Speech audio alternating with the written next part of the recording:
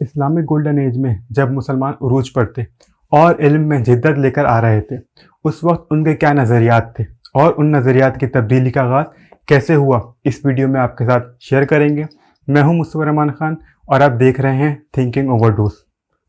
अबाजीद period में दुनिया के मुख्तलिफ उलूम, जिनमें Greek philosophy, Persian rule of law, Indian numerology, Chinese और रोमन स्टडीज़ की अरबिक ट्रांसलेशन की बदौलत स्कॉलर्स को दुनिया के मुख्तलिफ उलूम को जानने का मौका मिला और मुस्लिम स्कॉलर सक्रेटिस, एरिस्टोटल, प्लेटो, ब्रह्मगुप्ता, सुश्रुता के जेन्युइन फॉलोअर्स बन गए और मुस्लिम स्कॉलर्स इल्म में मज़ीद जिद्दत लेकर आए। जैसे अल-खिंदी ने न्यू प्लेटोनिक फ़िलासफ़ी और एरिस्टोटेलियन मेटाफिज़िक्स को इस्लामिक कॉन्टेक्स्ट में बयान किया।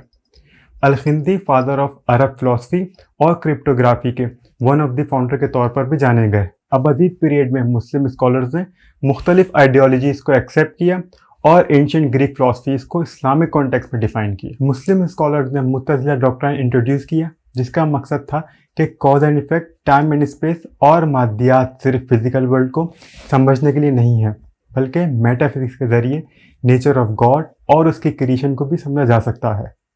और मुतज़िला डॉक्ट्राइन के फॉलोवर्स इस्लामिक बिलीफ को रैशनली इंटरप्रेट करते। मुतज़िला डॉक्ट्राइन एब्सोल्यूट फ्री विल पर बेस करता था, मतलब इंसान खुद अपनी ख्वाहिश से नेक या बुरे अमाल करता है विदाउट गॉड्स विल। और मुतज़िला डॉक्ट्राइन किस्मत के लिखे पर बिलीव करने के बजाय अकली तौर पर चीज़ों को देखता है।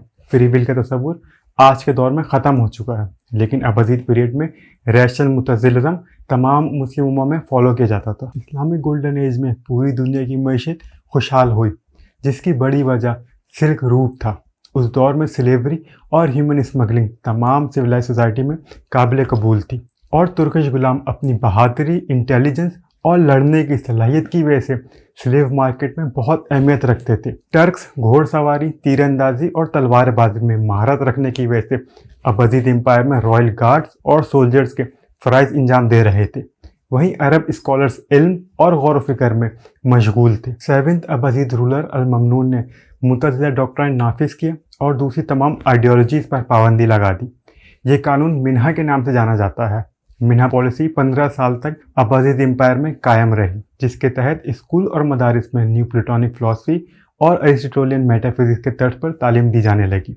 और जिन स्कॉलर्स ने रैशनल अप्रोच से इनकार किया, उनको कैद या मुल्क बदर कर दिया गया। अहमद इब्न हम्बल भी उन चंद एक स्कॉलर्स में थे जिन्होंने रैशनल डॉक्ट्राइन मुतज़िला को मुस्तरद कर दिया और इस बात की मुखालफत की कि कुरान को रैशनल इंटरप्रेट किया जाए या इसमें जिद्दत लेकर आई जाए, क्योंकि कुरान एक अब्दी और मुक़द्दस किताब है। अहमद इब्न हम्बल और उनके फॉलोवर्स ने फ्री विल, रैशनलिज़म और मेटाफिज़िक्स को मुस्तरद कर दिया और इनके थियोलॉजिकल व्यू के मुताबिक कुरान की सिर्फ लिटरल इंटरप्रिटेशन ही हो सकती है। अहमद इब्न हम्बल के ये थियोलॉजिकल व्यू आम लोगों को आसानी से समझ आ जाता था। 8th सेंचुरी में इंटेलेक्चुअलिज्म को परवान चढ़ाने के लिए मिन्हा कानून के तहत अहमद इब्न हम्बल को कैद में रखा गया, अजियतें दी गई और मुल्क बदर कर दिया गया। लेकिन वक्त के साथ साथ अहमद इब्न हम्बल आम लोगों में पॉपुलर होते गए। 10th अबाजीद रूलर अल-मुतवक्किल ने आम लोगों की चाहत के मुताबिक मुतज़िला आइडियोलॉजी को मुस्तरद कर दिया और मिन्हा कानून ख़त्म करके अहमद इब्न हम्बल को आज़ाद कर दिया।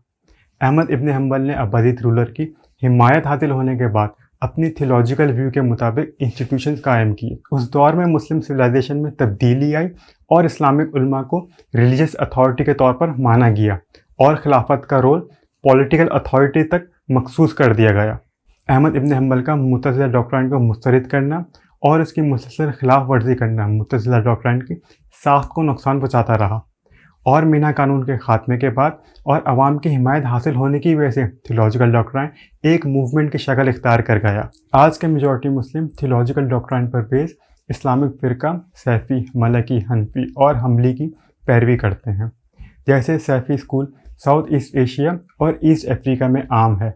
Melchi school of thought North Africa, West Africa, Dubai और सऊदी अरबिया के नॉर्थ ईस्टर्न हिस्से में फॉलो किया जाता है। हनफी school of thought Central Asia में गालिब है।